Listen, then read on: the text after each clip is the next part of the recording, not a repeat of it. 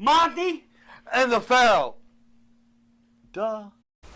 I'm having one fun with Monty and the Pharaoh, and I'm gonna put him in a crossface chicken, and he's gonna go down right now. Yeah.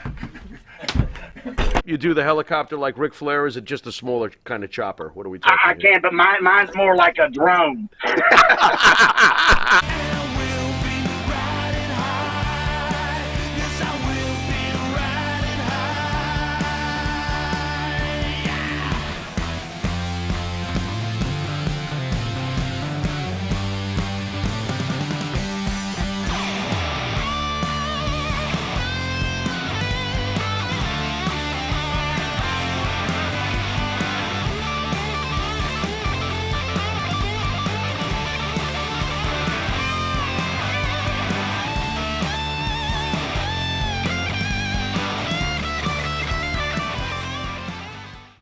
All right, welcome back to Long Island's #1 pro wrestling broadcast, Monty and the Pharaoh, produced out of Indie Music TV.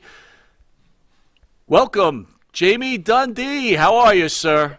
Gentlemen, I'm very well. I'm living the great American dream, baby, down here in the South. Jamie, I got to ask you, and by the way, thank you for coming on. What Thank you for having me, man. Absolutely, bro. See, I said bro like it says in the script. I don't know if, listen, in New York, I guess bro's a Vince Russo thing, but what happened? No, well, maybe, but see, Vince Russo loved Jamie Dundee, and I say bro all the time. My two favorite words are bro and those are my two favorite words. Wait a minute, that's 3 words, bro, mother. Yeah, no. It's all one word. It's one all... word. It's not hyphenated or anything. I got it. Bro, what happened with the show last time with the booking? And, everybody was really hoping you were going to be here. And, I mean, I'm just speaking from my own, respectfully. I was bummed. What happened? Listen, bro, in that situation, first of all, I'm not in the wrestling business. I get too flying about the wrestling business anymore. I grew up in the wrestling business, and most of the time it ends in just a bad sob story any way, man, because nobody can fall from grace. It's hard to go from the top of the world and everybody telling you how great you are because you start to believe that. And then everybody tells you that, and then one day you just disappear and fall from grace. It's hard for the person to do that, man. Speaking from experience, I know. Obviously, Sure. Look at Wolfie D. He's grasping for anything in the world to still stay in the limelight. He's got his old lady on some damn porn show thing, $1 or whatever the hell it's called. And you can, come on, man. The guy, everybody, listen, wrestling's over for us. And those people that can accept that and move on in life will have a good life for the rest of their life. But those that can't, man, they just end in a fucking sob story, bro. It's terrible. And I love Wolfie. He's my brother, man. He's my family. But you always have that one uncle or one cousin that you do when they come to the family reunions. You're like, here he comes. Because, his alcoholism took over and everybody's tired of babysitting a drunk, man. But, I love the guy, and I don't want to come on the show and bash him because I don't know what he said about me, nor do I care. I have white trash tattooed on me, man. You can't say nothing about me I don't already know. Well, he did say you had a small penis. That is very true, but I've had more fun with my small penis than anybody with one of the big dicks because you got to remember now, a big dick, you have the same heart I got, and it takes blood to pump from the heart to keep that thing hard. So the little limp dick, he already knows. So it's safe to say that small penis has taken you a long way. Long way. And matter of fact, I've had more fun with that thing than most people can ever imagine. It's seen more countries and continents than most people will ever see in their life. It's had a lot of fun in its day. It's my best friend, actually. You do the helicopter like Ric Flair, or is it just a smaller kind of chopper? What are we talking I can't, but mine's more like a drone. Look, the reason I accepted the booking, at the time I was going to go. And then it dawned on me that it was my 10-year anniversary with my wife. My wife, for the last 10 years, I ain't been around wrestling, ain't talked to nobody really from wrestling, and just say hello here and there every now and then. Tracy Smothers lived down the road, God rest his soul, gotta love brother. But the wrestling business itself is done for me, and it's been done for me for a long time, and I have accepted that. Like I just said, those that cannot accept that, then it always ends in a bad tragedy type of thing. And it's just, I enjoyed it. I had a lot of fun with it. It's my whole life. My dad's Bill Dundee. My brother-in-law's beautiful Bobby Eaton. Back to that story. Wolfie didn't train nobody or teach nobody to wrestle. He was still buying tickets when I was managing Stone Cold. But Wolfie is still trying to grab something that ain't there. It's over for us. And then, listen, for me to go back and put myself in that situation, Yeah, I don't want to do it. It's sad that I have to leave something I've loved my whole entire life, but I'm over it now, and I've left it. And if I get back around it, it comes. I don't want to do it no more, man. I want to, I want to leave it like it was, man. And I was wrong for saying I would come and no show, but the closer it got, the more I thought about it. And another reason, I mean, I'm not gonna brag or nothing, but I don't need no money. Everything I got's paid for, and I got $100,000 in the bank. Believe me, it wasn't for motherfucking wrestling. Believe that, but. It definitely, I don't need no money no more. If I needed money, I would have, but I'm not going to New York for $1,200, $300 a day and do 9 appearances and some jack off keep the money. I'm not doing that, bro. That ain't for me. Jamie, can I ask you, and I do mean this respectfully, are you disappointed with your career? It sounds like it's hard for you to, like you just said, it's hard for you to get back into it. Is there a certain mindset that goes with all that attention? And like you said, eventually people just seem to forget about you. Is there a bittersweet feeling about your career? Well, out of sight, out of mind. None of my kids ever watch wrestling. None of my daughters that live with me today they don't watch wrestling. They don't care because it's one of the, when I go back around it, I become a different person. My demeanor changes, who I am changes, my train of thought changes. JC Ice is a whole nother character, a whole nother person. Jamie Dundee and JC Ice are 2 different people. Sure. And one is a character, but at the time you believe what the people tell you. If everybody tells you every day that you're the greatest in the world, then you believe you're the greatest in the world. And then when you have to go back to reality in the real world, man, it's hard, man. I finally got over the fantasy part of the wrestling world because, believe me, it sucks to go from everybody telling you how great you are and making a lot of money and women touching you and dudes wanting to be you to working at Walmart. I mean, it's I don't know. I just, maybe because I feel I beat it. Every time I go back around it, it just reminds me of the drugs and the fucking disappointment and it's I don't know. My father wrestled. We came from Australia to America when I was 4 years old. Since I was 4 years old, I've been in this fucking wrestling business. The guys used to give me dollars to go tell all the other wrestlers to go themselves when I was 4 years old because I spoke Australian and they thought that was cool, man. Hey, Jamie, go over and tell Kamala to yourself. So I go over and say, hey, Kamala, yourself. But I mean, it's I don't know, man. It's just one of those. I don't know. I'm over it. I got over it. I realized it's done for me. I had a whole lot of fun in my life, man. But now I just want to do, I guess, the normal thing, if that's possible. I was 45 years old or 43 years old before I ever went to my first concert. And the reason being is because I always was the concert. You know what I mean? And so to go from being the show to sitting in the crowd watching the show is very hard. It's 2 totally different things, man. And it's hard to separate those two, the real life reality from the fantasy wrestling world, man.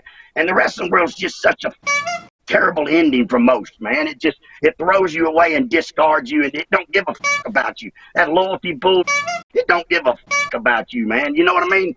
Can you help me clear up something when you said that the wrestling business don't give a fuck about you? We are basically, obviously, East Coast guys. WWF grew up with Vince and everything, and Vince is always getting killed. That he doesn't give a fuck, and I don't argue that. But could you really clear it up? I believe almost every promoter out there doesn't really give a fuck in the end about their wrestlers once they've used them up. Is that fair? Very much fair. Not only is it not only in wrestling, it's boxing, it's UFC. Sure. It go anything, entertainment, acting, rock bands. Look what Gene Simmons fucking did to fucking Peter Criss and Ace Frehley. Don't get me started them and just put 2 other fucking idiots in their makeup and called them them. That, man. You know what I'm saying? Right.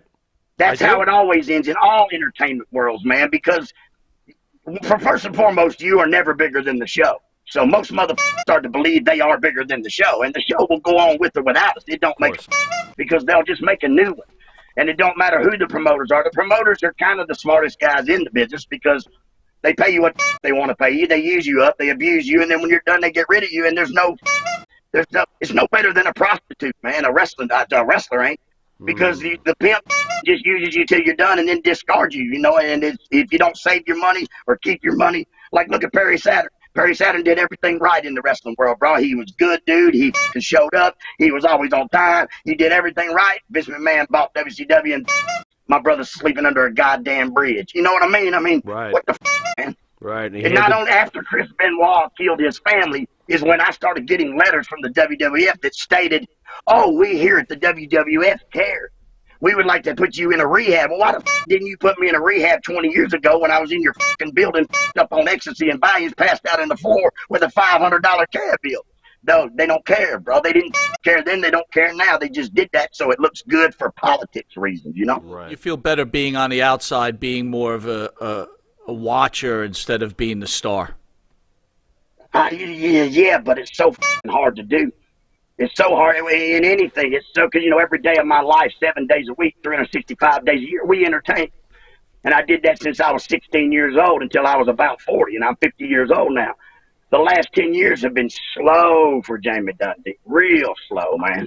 You know what I mean? Because I guess no doubt, I lived a very, very fast life. At one time, me and Wolfie were working for 4 major organizations a week.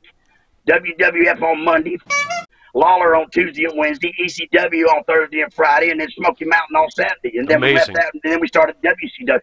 And then we were doing WCW, ECW, and USWA and Smoky Mountain. I mean, brother, but that's because all them promoters just needed a little entertainment for whatever it may be, and then they just discard you, bro. They don't care. They'll just make a new one. Jamie, when you came to this realization, by any chance, having a famous father who broke you in, obviously, when you came to this realization, did you turn to your father and say, No, man. Listen, brother. I'm just curious. I mean, no, I know, and I'm glad that the wrestling business is a tough man's world type of. You don't ever tell your kids you love them or hug them or anything. There's no affection in it. During the time of the people and because it's a tough guy sport, whatever I don't know. I guess I'm not only my father, Brian Christopher's father, Lawler, all the wrestling sons that I know, even The Rock, man, their dads were. I don't. It would be called abuse today, the way they raised you. They smack you in the mouth when you did the wrong thing, and it was a whole. There's no love, no nurturing. I guess that's what I try to do for my daughters, but their daughters, that's different. But sure. I don't know. No, I never spoke to my dad about it because it's one of those suck it up, buttercup. Tough it out, motherfucker. And everything is Jamie Dundee's fault that happened to Jamie Dundee's career. But I really didn't care. I had a whole lot of fun, and I did what I wanted to do when I wanted to do, and them, because I already knew at a very young age of how the promoters were, because my dad being a booker and coming from Australia, and I was around, and you can just, in life, you only know what you're taught, and I was taught that, it's a man's world, and they give you $25 to drive TV because you would do it for free because you're on TV, and they already know. They take, it's like the promoters they keep all the money and take advantage of the guys, man. I don't know. It's just, I just fucking hate it, man. I hate the wrestling business, bro. Everything's, and my whole family, it's always ended in bad. Like my brother-in-law, Bobby Eaton, man, broke and homeless when he died, living in my mom's house. I mean, that's pitiful. Man, that dude was the greatest wrestler in our fucking business, man. And there's nothing for you when it's over. If you don't save your money or you don't put your money away when it's over, bro, they don't give a fuck, man. You can sleep. It's just like the veterans. The veterans of America is a shame, too. When you come back home and they send them home on a Greyhound bus and just discard them, man. It's terrible, bro. How is your dad doing? Are you speaking to your dad, and how's he doing? I do. I spoke to my dad when my brother-in-law passed away, Bobby, and my sister Donna passed away, within about 6-month time period. So, cut a long story short, that was my mother's home, so I had to go down there and sell it. And I literally hadn't spoken to my dad in years, about 4 or 5 years. Wow. It's because, I don't know, man, maybe I'm bitter because everything it seems that he had told me and taught me was not right. It was right for them at that time, but it wasn't right for me. And, I don't know, just the wrestling business, man. The wrestling business it's a cutthroat dog-eat-dog world, man, and nobody's your friend and nobody cares, bro. I don't know if it's just me being a little emotional or whatever, but it just makes me very angry because when I see these new wrestlers come out, I think, man, I know what's coming, bro, and it's terrible that I can't tell you because you won't listen. You know what I mean? And so, I don't know, the wrestling business, it fed me my whole life, but ever since I got out of it, I have done 10 times more better in my life for myself and my family out of the wrestling business than I ever have in it. And that's because what comes with the wrestling business is stardom and money and people and drugs, and then it just goes away. And that's the bad part. Most people have a big drug addiction, and then when they're out of money, that's when crime starts. You know what I mean? It's just there's no future for wrestlers if you don't save what you got right then. I mean, you break your neck, they don't call you back. You know what I'm saying? That's terrible, man. Jimmy, what made you accept the booking when Eric Sims called you then? Because obviously you did accept it. Was it a moment of weakness? Was it, did you actually for a brief second say, you know what, it would be really nice to get PG-13 back together? Because I got to tell you, there was a lot of interest in seeing you guys together again. And, first of all, I'm sorry. I myself didn't think nobody in New York would even give a if I no-show. Well, they did. You know, it was my honeymoon. I was in the mountains with my wife. I could either get in the car, drive 14 more hours to make $200 a day, or I could stay in this hot tub with my wife in the mountains on my 10-year anniversary. Well, guess what? Yeah, I there's no, like I said, I don't know Eric Sims. I don't know that dude from Adam. One time in my life, he flew me into Philadelphia, gave me a bunch of money. Me and the Iron Sheik did a video, got drunk. Great to see the Sheik, and I've never spoke to either one of them again since then. Not that I wouldn't have, but there was no reason for it because they didn't need, Sherry didn't need me, or I didn't need them. And that's all the rest of the business is. If they don't need you or you don't need them, why would you talk to the mother? Hey, Jamie, I want to go back to your sister and your brother-in-law. You had a rough go over it. They lost. You lost both of them within a couple of weeks. How was your relationship with them? Bobby is the world to me. Bobby Eaton was my hero. He was definitely my hero. You know. Wow, I get a little emotional here. Sorry. It's okay. But it's okay. Bobby was everything to me, for real. Bobby was the reason I wanted to wrestle, not because of my dad, because of Bobby. Bobby was just such a kind. Sorry, guys. Whew. No, it's all right, wow. All good. They called me out of nowhere, man. Understood. Bobby was definitely my hero, man. And it's hard to lose your heroes, bro. Sorry, guys. No, all good. Do you feel that? But I mean, he was really everything. Bobby was just so kind and just such a good dude, man. And once again, when the wrestling business threw him away when they were done with him, it's just terrible, man. Tracy's mothers, they just threw him away when they were done with him, It's just a terrible thing, bro. It's just so sad. It's just no future in the wrestling business, bro. I mean, you may make a bunch of money one time, but there ain't 10 guys I can mention out of 200 or 300 that I know that have anything when it's over. You know what I mean, man? It's just, I don't know. It's just such a dog eat dog world. When people die in the wrestling business, the young wrestlers don't mourn; they get excited because the spot opened up. You know what I mean, man? It's just terrible, man. I just hate it. But I tell you what, I do love is the fact that somebody in New York even cared. I'm sorry and I apologize, and I got so much more publicity by no showing than I would have ever got for going there. So in a sense, maybe it was better, but I don't want to be in the wrestling business. And if Wolfie's whole deal was to put us together and go around and do these conventions, well, I wasn't going to do that either. And you know what I mean? And I don't know what I came to realization that I didn't want to end up hanging myself in a jail cell or dying in a goddamn hotel or, with nobody around, nobody cared. And so I had to get away from it, man. And it's just such a bad thing, man. Yeah, man, thank you for having me, for real. And like I say, man, I'm sorry I get emotional now when I discuss, because believe me, I love the wrestling business as much as I hate it. I probably love it a little more than I hate it, but, it is my life. It's who I was. It's all I knew, man. And then all of a sudden, it's just all gone. You know what I mean? And it's crazy. It's like for the first 5 years, I didn't know what to do with my life or myself because I couldn't perform. I couldn't be me.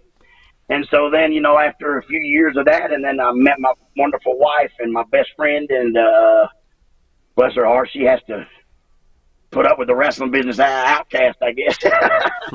But it's just, I don't know. I love it as much as I hate it, but it just, I can't believe I got that emotional over it. But I guess it's because it's who I am, and it ain't there. And so you got to find another path in life. So that's what I did, man. But I tried to stay home and be a family man or be a father one time to my children, because I have a lot of children that are scattered all over this planet, bless their hearts. They don't know me. because I was never home, and I was performing, and I was entertaining, and I was doing what I thought was chasing that dream, and letting somebody else keep all the money and let somebody else determine how my day's gonna go, man. And I got tired of that, man. And now I live my life the way I want to live it. And I do what I want to do, what it used to be, and it's just gone. And it hurt. Like I say, it hurts me. I guess you could tell how emotional I got. It hurts me that I'm not in it no more. It hurts me that I don't perform no more. But I don't want to. You know what I'm saying? The wrestling business ain't what the wrestling business used to be, man. The wrestling business used to be like the fucking mafia, bro. It was a hush-hush group, and it was a tight, but with money and politics and cable TV and internet, and it's overexposed. It's I don't know, man. It's just I just hate the wrestling business for what it does to you after. And I'm only 50 years old now. I could live my dad's 80, so I could live another 20 for 30 years, man. So I had to learn to get away from it and stay away from it. And if Wolfie would ever learn that and it would ever come to him, he wouldn't be putting his old lady on there in negligees trying to get $3 on a goddamn webpage. You know what I mean? I mean, it's kind of embarrassing, man. Just bow out gracefully, bro. He's a great car salesman. Go be a car salesman. When he gets around the rest of the business, he wants to drink, and I just couldn't do it no more, man. I don't want to do it no more because I don't know. I just got tired of doing all the work for no reward, I guess. When my dad would leave territory, when he would lose leave town, and my dad would go to Louisiana, he would take Ricky Morton, Robert Gibson, Bobby Eaton, Dennis Conn.